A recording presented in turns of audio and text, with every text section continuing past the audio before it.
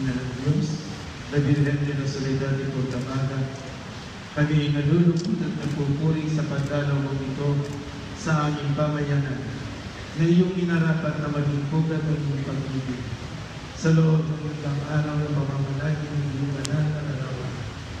Igawan mo sa amin inang sinisinta ang iyong pagkanina. Paspasan mo kami lahat sa pamayanan ito, at huwag mong itulog na kami makagawa ng anumang kalulumbay ko. Kami ay iyo, aming Reyna at aming Ina. Ingatan at gabayan at maging tanggulang ka rin namin, gaya ng ginagawa mo sa lalawigan ng Cavite, at ipamagitan mo kaming lagi sa iyong anak na si Jesus, ngayon at magpakailanman. Pakikiramay sa Birhen sa katahimikan ng kanyang pag-iisa. Namimigating Ina, pahintulutan mo kaming manatili sa iyong harapan, bagamat nalalaman namin kami hindi karapat-dapat, sapagkat kami ang dahilan ng iyong mga kalungkutan. Minamahal na Ina ng mga makasalanan, dinggin mo kami sa aming pagsisisi at paghingi ng tawad.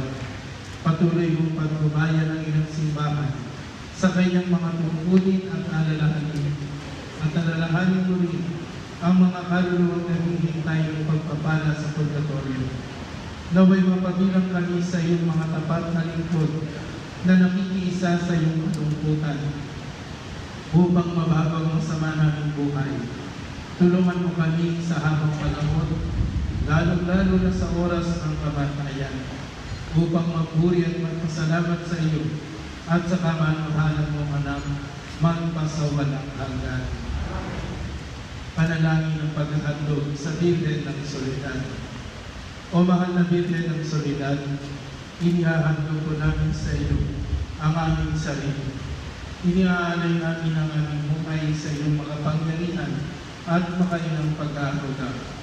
Turuan mo po kami mabuhay sa piling ng Diyos, sa tuwin ay umaasa kami sa Kanya sa bawat oras ng kaligayahan at kalungkutan. Gawin mo po kami katulad ng iyong anak si Jesus. Gawin mo po kami tagapaghatid ng pag-ibig ng Diyos, ng kanyang katotohanan at ng kanyang katarungan, sa pamamagitan ng pagiging buhay na saksi ng karapatan, katatagan, paggalang, pangunawa at pag-ibig sa aming kapwa. Amen.